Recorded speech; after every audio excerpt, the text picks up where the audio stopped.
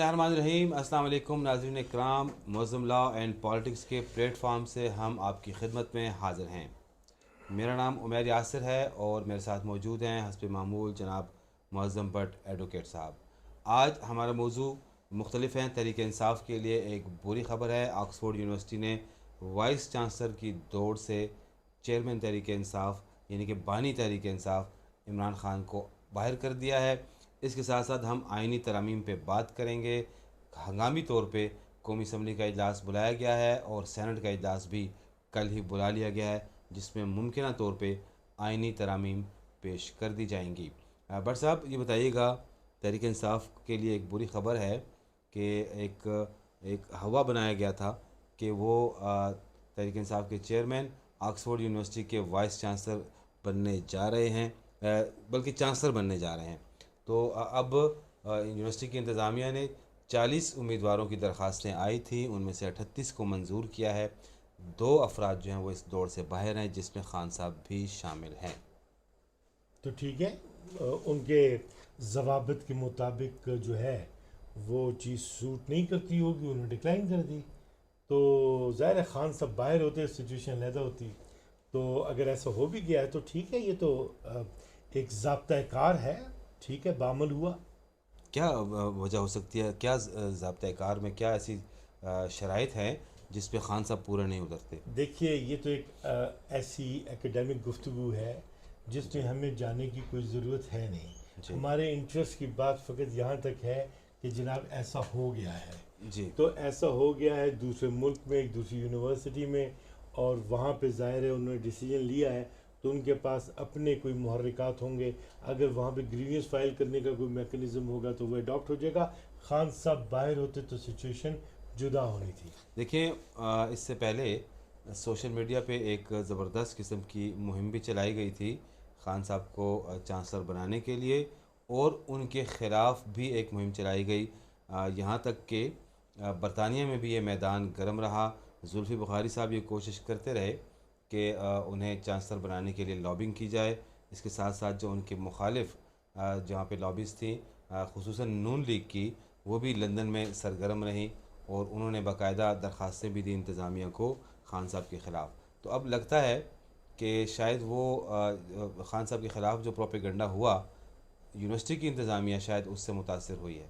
नहीं नहीं, यूनिवर्सिटी इंतज़ामिया का अपना एक स्ट्रक्चर है, उनकी अपनी एक हाइट है, उनके अपने अवामिल हैं, किस चीज़ को कहाँ से जोड़ रहे हैं। बस ठीक है, एक कोशिश थी और वो अभी कारगर साबित नहीं हुई। इससे ज़्यादा ना कोई इसका असर है और ना ही इसका कोई फ़ायदा। लेकिन कम से कम खान साहब को तो उन ज़वाबित पे पूरा उतरना चाहिए था। खान साहब को बाहर भी होना चाहिए था। डोनाल्ड ट्रंप बाहर निकल के इलेक्शन कैंपेन नहीं, कर रहे हैं, उसमें उन्हें अंदर किया नहीं, गया। चाहिए था, उन कवायद ऐसा में होना चाहिए था, ये होता वो होता। देखें। आपकी निगाह खूब अलहदा, हमारी नज़र इंतखाब अलहदा है। बहरहाल जो हकायक हैं उन पर बात करेंगे। विशफुल थिंकिंग तो ज़ाहिर है हर एक की हो सकती है। हकीकत का सामना करना चाहिए, और वो ये है कि खान साहब अंदर हैं और उनकी जो फॉलोइंग है वो ये चाहती है वो बाहर हो।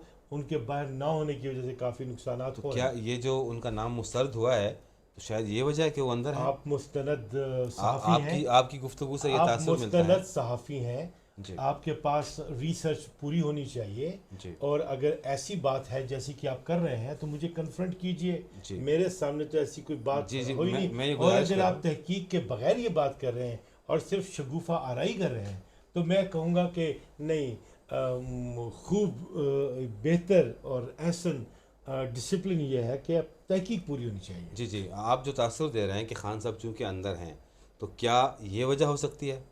अगेन सेइंग, मैंने अपना आपकी तासुर गुफ्तगू बयान से ये किया। तासुर आ रहा है ना। यकीनी तौर पे तासुर यही आ रहा है, और मैं ये समझता हूँ कि उनके अंदर होने की वजह से बहुत से इश्यूज ऐसे हैं जिनके नताइज वैसे नहीं हैं जैसे होने चाहिए थे।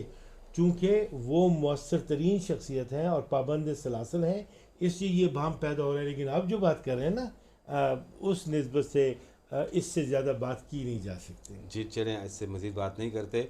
अब बढ़ते हैं अपने अगले मौजू की जानिब। आज कौमी असम्बली का इजलास भी कल बुला लिया गया है, सेनेट का इजलास भी बुला लिया गया है और मुमकिन तौर पे आइनी तरामीम کا مسودہ بھی کل صوبائی وفاقی کابینہ سے منظور ہو جائے گا اور ترامیم منظور کرا لی جائیں گی. بٹ صاحب کیا سمجھتے ہیں؟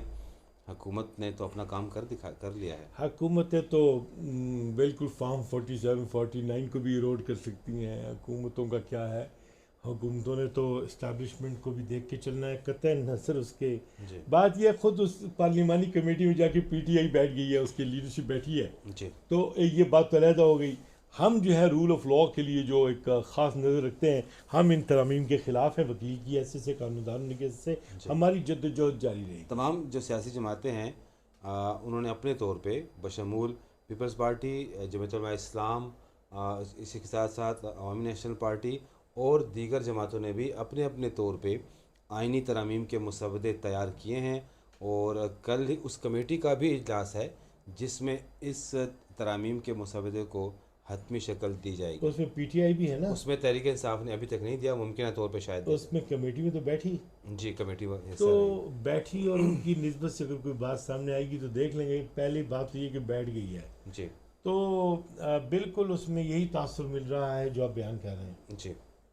بٹ صاحب کل ایک سینٹ سے پہلے منظور کیا جائے گا، یہ ایسی اطلاعات ہیں کہ سینٹ سے پہلے اور اس کے بعد قومی اسمبلی سے. سپریم کورٹ کے حکم کے مطابق خواتین کو ان کی مخصوص نشستیں ملنی تھیں، قانون بنا دیا، اس قانون کی تبدیلی کو اسی دوران منظور بھی کر دیا. جی سپریم کورٹ کے آرڈر کو فرسٹریٹ کر دیا جو کہ کنٹیمپٹ آف کورٹ ہے، لیکن چونکہ ایوان نے کیا ہے اس کی قانونی حیثیت بعد میں چیلنج ہوگی. جی بات یہ ہے کہ جب آپ اپنے اختیار کو قانون کو ڈیفیٹ کرنے کے لیے استعمال کرتے ہیں تو یقینی طور پہ اسٹیبلشمنٹ تو پہلی وار فیئر میں ہے. اگر آپ اس کے تعدی بن گئے ہیں تو مطلوبہ نتائج چاہے ڈیٹرنس کے ساتھ، چاہے لابنگ کے ساتھ، چاہے انڈر پلے کے ساتھ آپ کروا لیں پاس.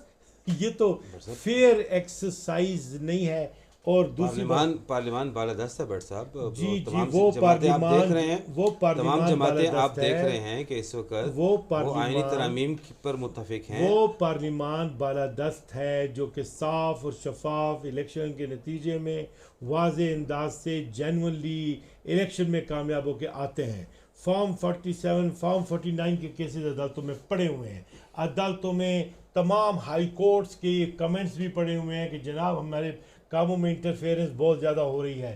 جب تک ان کیسز کے فیصلے نہیں ہوتے تو آپ کیا بالادستی کی بات کرتے ہیں؟ دیکھیں حکم حاکم مرکب مفاجات، یعنی جس کی لاٹھی اس کی بھینس والی بات کر رہے ہیں. دیکھو آنیسٹ اپروچ، یہ آپ آنیسٹی کی بات کرتے ہو، پرنسپل کی بات کرتے ہو. ہاں پارلیمان کر سکتی ہے، پارلیمان امینڈمنٹ کر سکتی ہے، ٹھیک ہے، اس پروسیس سے گزر رہے ہیں، وہ اگر کر لیں گے تو ٹھیک ہے.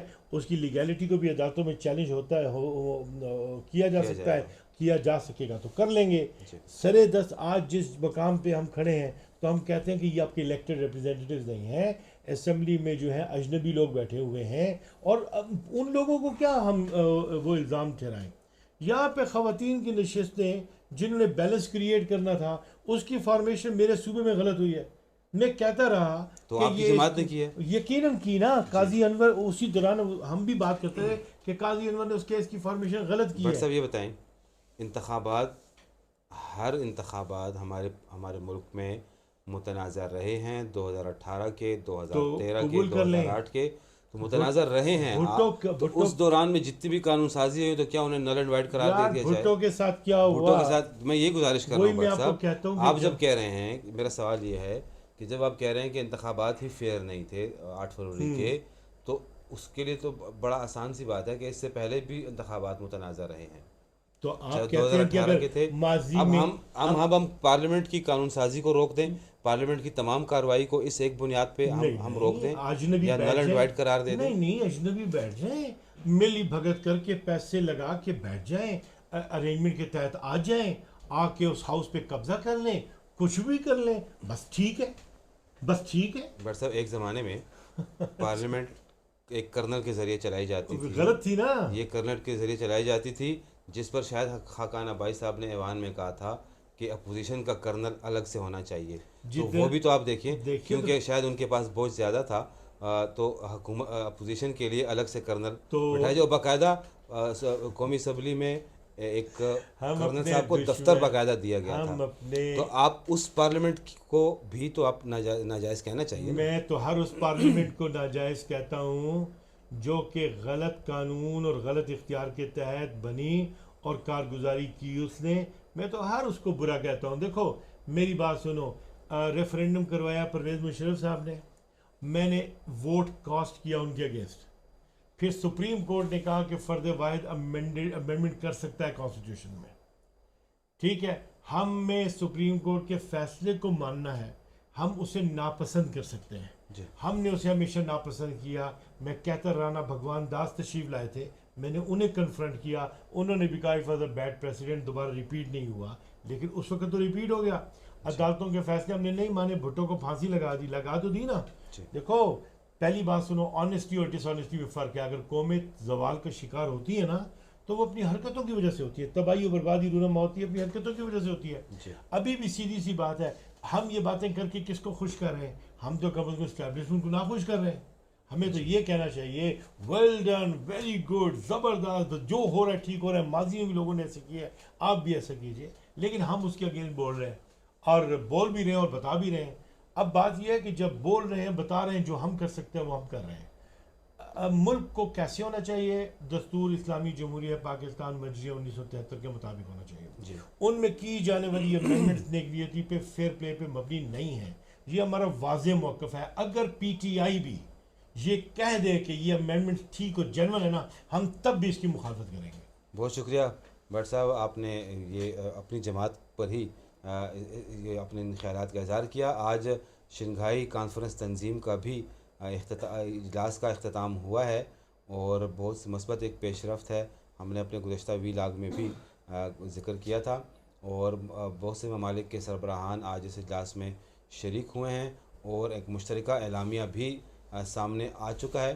اور اس میں بھی دنیا جو شنگھائی تعاون کے اراکین ممالک ہیں، مختلف جو موضوعات کو انہوں نے ذکر کیا ہے، اور علاقائی تعاون، علاقائی امن کے لیے اور باہمی تعاون کے لیے بہت سے جو ہیں وہ مطالبات اس میں رکھے گئے ہیں. اس مشترکہ اعلامیہ میں بہت سی باتوں پہ اتفاق بھی ہوا ہے. بٹ صاحب کس نظر سے دیکھتے ہیں؟ اچھی بات ہے، مثبت بات ہے، پازیٹیو بات ہے، اور میں تو سپورٹ کرتا ہوں اس اعلامیے کو. جی بہت شکریہ ناظرین، آپ نے ہماری گفتگو سنی. ہمارے چینل کو لائک، سبسکرائب اور شیئر ضرور کیجیے. اللہ حافظ ناصر.